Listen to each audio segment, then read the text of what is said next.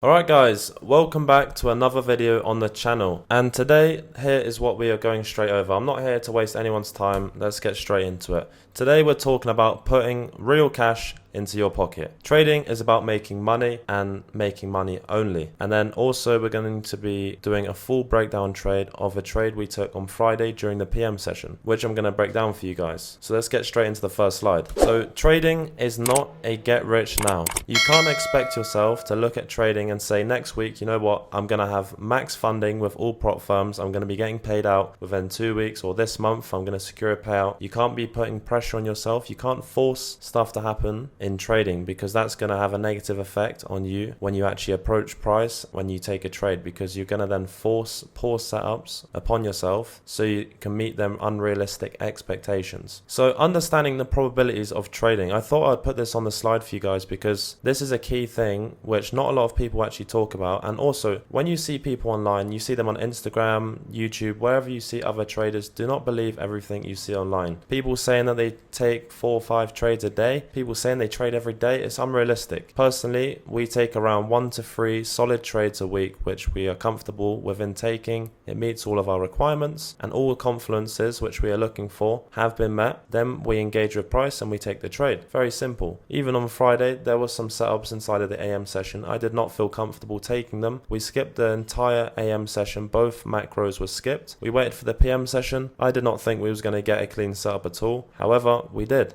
We engaged with price. We took the trade and final TP was smashed. So being very picky with your setups is one thing that you need to do more of. You need to think, does this setup meet all my requirements? Is this actually worth taking? And in the near future, am I going to find an A+ setup? Is it worth me taking and risking my capital on this poor setup when probably in around 5 days or maybe tomorrow, I'm going to find an extremely clean setup, which makes this setup not worthwhile. For people who are new to trading ICT as well, there's a lot of discussion about this topic, whether you should just start trading prop firms straight away, whether you should start trading your live account right away. If you are new to trading ICT and you haven't been trading for longer than 6 months, then you need to prove to yourself that you can take a live account for 3 months and prove to yourself using TradeSeller. I recommend using TradeSeller and use a Tradeovate demo account or a small live account trading say 1 micro. It's entirely up to you. Trade a small live account using 1 micro so you get the feel for real money, or you can just trade a demo account using Tradeovate and then log into Tradeovate using TradeSeller, and you'll be able to see your past trades of which you've taken, and you need to prove to yourself and have a minimum of 3 months of data from that demo account or small live account so you can see where you're slipping up, what worked out for you and what didn't, what your win rate is, and whether you're actually profitable or not. Because for some people it may take 6 months, it may take a year, it may take 2 years, or even longer for some people, and that's completely okay. You just have to remember it's all a journey, and no matter how long it actually takes you to become profitable and start getting payouts, it really does not matter how long it takes you. As long as you stay on the right tracks, you are going to make it and get to the other side if you're dedicated and you go straight towards it. If you want to start getting payouts like these, look,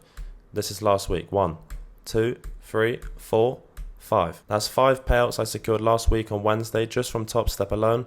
That's 5 150k accounts I have with Top Step, secured around a 37k payout. Okay, the 50% rule of payouts does not apply to me anymore. Why is that? Because I've had over 30 winning days with Top Step. So the 50% withdrawal rule doesn't apply to me. I have access to the whole 100% of the balance, which I can withdraw at any time. But obviously, when you do withdraw from Top Step, it's very, very important. Cool, you're funded, you're getting payouts. It's amazing, well done. However, when you do withdraw from your prop firm accounts, doesn't matter if it's Top Step or Apex or any other accounts, make sure that you do not withdraw the entire balance or leave yourself with some sort of $600 drawdown because you're trying to squeeze every single penny out of the account. That is not what you want to do. You want to make sure and think of longevity and leave say 4.5k or a 4k at least on a 150k account.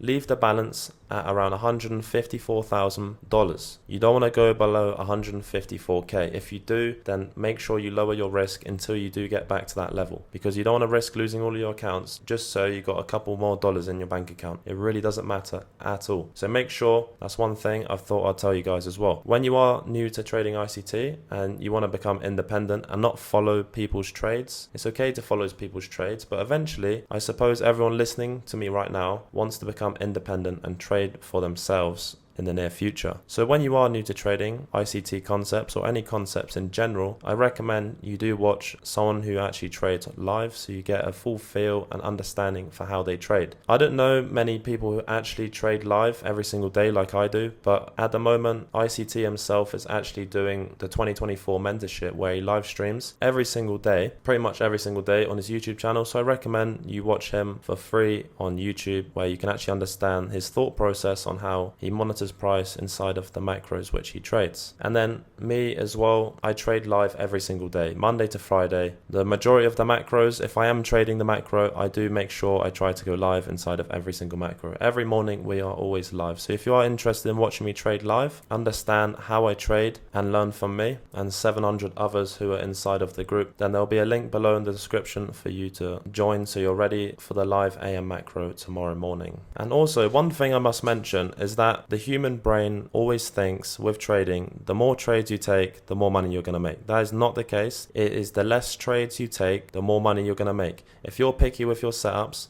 and you wait patiently for that A+ setup to come across and you take one of those once a week, by the end of the month, I guarantee you will have secured way more handles and profit by the end of the month than if you was to take 8 to 10 trades. The slow route is the fast route and the fast route is the slow route. That is one thing that you must note down and keep on your desk if you do struggle with taking multiple trades every single time you monitor price. Right, now let's dive into the next slide before we then break down that trade we took on Friday. Okay, so this was a highly requested slide which I created for you guys. Which prop firm should I use? So all of them. FTMO, Apex and Topstep. Which prop firm do I recommend the most? These two. So I recommend Topstep and FTMO.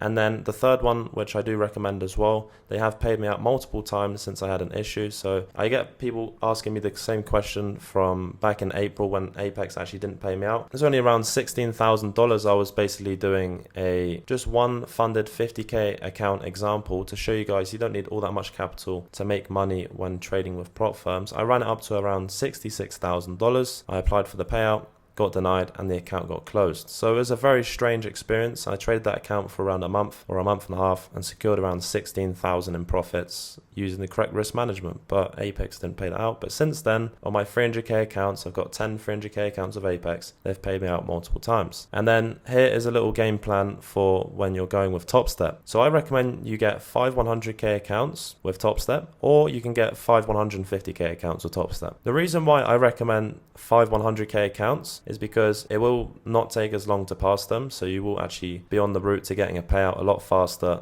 than the 150Ks, because you obviously have to make a lot more and you'll be trading relatively the same amount of micros on each of the accounts. 100k account, you'll be trading 10 micros. 150k account, you'll be trading 15 micros. If you take a loss, you drop down to 5. You take a loss, you can drop down to 7 or 8. I personally drop down to 8, and I've built up a large buffer in all of my 150k accounts. So that's one thing. Once you do get funded, I recommend you build up a very large buffer inside of your funded accounts. Milo, how long will it take for me to pass one of these accounts or all 5 together if I group trade them using Tradeovate? I would say a realistic time frame using the correct risk management would be 3 to 4 weeks for Topstep, and any other prop firm in general. FTMO will take a little bit longer to pass, but once you do have an FTMO funded account, you can get up to 400k max allocation, and it will take you a lot longer. However, once you do have it, it's extremely hard to blow an FTMO account, and it's great to have one on the side as well. When you are waiting for a payout from Apex or Topstep, then you can trade these two accounts. When you're waiting for a payout from this one, you can trade Topstep and FTMO, and it works like that. That is why having 3 prop firms is the best way to go. Or you could personally do Topstep and Apex and a live account, so on and so forth. Once you get funded with Topstep, Apex or FTMO, then it will take probably most likely around another 3 weeks to secure a payout using good risk management. So overall, you can expect around 7 to 8 weeks where you do not take any trades which are dumb. You do not over leverage. You do not trade outside of macro.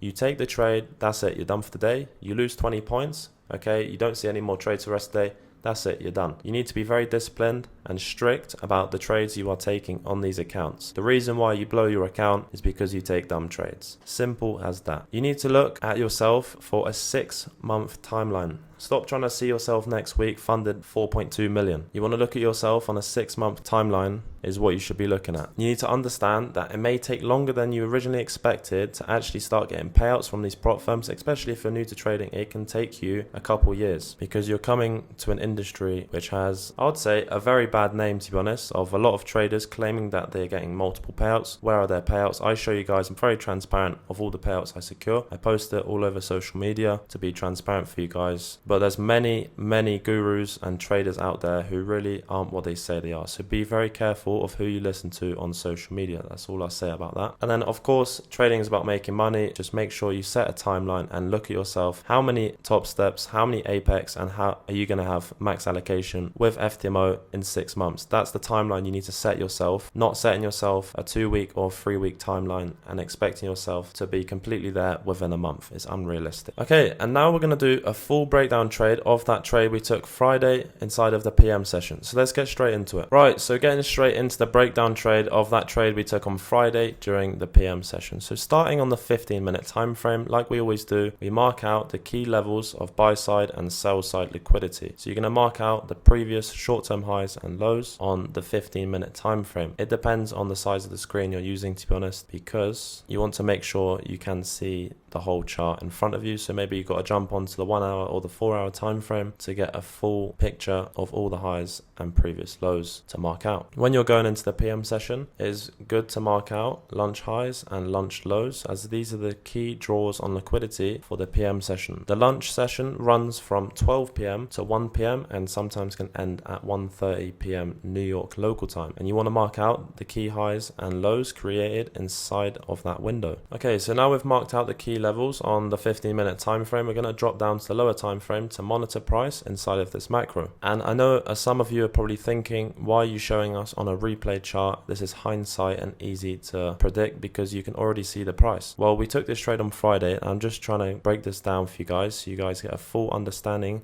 of the reason and thought process of why I took that trade on Friday. So as you can see, we got a clean pair of lunch highs, which I marked out on ES as well, which we will show you in a minute. It's very important that NQ and ES is extremely correlated. Then I seen that this 5-minute bearish gap in a premium was getting respected as well as the 15-minute bearish, which it is currently in as well. It tapped into that 15-minute bearish in a premium and it got respected too. So dropping down into the 1-minute time frame. So one thing also, considering it is a Friday and it is a PM session, the volatility is going to be noticeably a lot lower inside of this session than say a Wednesday AM macro. So what I've done is marked from the previous low to the high using the fib tool and marked around a 62% retracement for sell side liquidity. And if we was to take a short, I wouldn't really expect price to draw all the way to 860 at these lows here, as it's over 160 points away. And inside of a PM Friday session, I don't expect price to have that much volatility to draw all the way to the lows. Therefore, if I was to take a short inside of this PM, I would expect price to draw around to 62% retracement, and I'd run my final TP at this low here. Another thing I noticed inside of the PM session is that price left behind on the 1-minute time frame a very clean pair of equal highs. So we marked that out. Now let's monitor price on the lower time frame to see whether these equal highs get swept and we get a clean setup to go short. So price has now drawn up prior to the macro, which I'll mark out now. The macro is from 1:45 PM to 2:15 PM New York local time. And this is the time window which we look for entries. So we was monitoring price prior to the PM macro, and we've seen that these equal highs were swept. And then of course, the original sweep of these equal highs we look to get swept again and then create that short-term low, which we can then further displace through. So we mark out that short-term high which it created above these equal highs, and now we're anticipating for it to get taken out. Okay, so as you can see, price on the original sweep of these equal highs then got taken out. We have now created a short-term low, and at this point prior to the macro, we are anticipating for price to displace lower. By the way, this is an extremely clean setup. This is one of the cleanest setups I've probably seen this entire month so far. So make sure you are taking notes so you can spot this in the near future as well. And now you can see as well, let me just delete this line so it's a lot clearer. So NQ, now we're inside of the macro, you can see that price has cleanly displaced lower as well, and we have a higher time frame, or a 1 to 5 minute time frame. It's not really a higher time frame, but we do have a higher time frame bearish SMT on NQ and ES, and let me just show you that real quick. So the exact same thing you do on NQ, you want to do on ES as well. So I marked a 62% retracement of sell side for ES as well, and then this is the bearish SMT which I was talking about. So NQ did not take lunch highs, but ES did. So ES has taken lunch highs and it's created a low and a higher high. NQ created a high and a lower low. So therefore we've got a bearish SMT, and ES has also displaced below that short-term low and created a 1 minute bearish gap as well. Therefore, extremely correlated between NQ and ES, which we love to see. We got a bearish uni, higher time frame bearish bias as well, respecting the 15-minute bearish and the 5-minute bearish, along with a higher time frame bearish SMT. So all we're going to do now is look for a retracement to this breaker block, or we're going to look to see and tap this 1 minute bearish gap. As soon as we get a tap on this bearish fair value gap, we will enter short. We will run our stops no greater than 25 points, of course. And this trade was an extremely good risk to reward as well. We run our stops this short-term high for around a 12 handle stop, so barely risking anything. And then we run our final TP at the lows for around 81 handles. And then our first TP was at this level. So let's just see if we catch an entry first before I explain where we put our TPs. And there you go. So we entered short at this point here, which was at 20.013. I sent this straight into the group. We ran a 12 handle stop. Our first TP was at this short-term low. Our second TP was run at just past this level here, which was at this short-term low for around 44.25 handles. And then of course we ran our final TP just above sell side liquidity at these lows. Okay, so let's see how this trade plays out. Okay, so at this point we actually trailed our stops to around a 5 to 9 handle stop after I seen this bearish order block here. So you can see, let me just move this over to the right a little bit so I can show you guys. We had this up close green candle which acts as an order block, and then price came up to the 50% point, it tapped it, and then algorithmically snap back down and went with the continuation where we can expect price to continue all the way to the low. So at this point we reduced our risk. We did not close out any of our position, but we just removed a portion of the risk and we trailed our stops to around 7 handles. So barely risking anything on this trade. Now let's see whether we get first TP or not. Okay, so there you go. First TP was hit. At this point, we moved our stops entirely all the way to break even, and we closed out 50% of our position, running a further 50% to see whether we get second TP or taken back out at break even. And at this point, I told the group, I said, I expect price to pick up and see an acceleration in price if we were to go all the way to final TP. And there's that acceleration in price. Second TP was hit. We trailed our stops actually to this short-term high at 20,000. 20,000 dead on, we trailed our stops. So at this point, we're around 60 to 70% closed out of our position, with our stops trailing in a profit of around 10 handles. And now let's see if we get final TP or not. Okay, so at this point, it was an interesting point, and I was actually going to say into the group at this point here, when price came very close to final TP, to say to take final profits at this level here, because ES actually did take the lows. However, it was too late for me to actually take profits myself, and I didn't take it and send it into the group either. So we waited to see whether price would come back down, and then ES left a short-term low below sell side of that 62% I was showing you about earlier, and I was looking to see if that short-term low would get taken again for NQ or ES, and once either of the lows is taken, we will take that as final TP.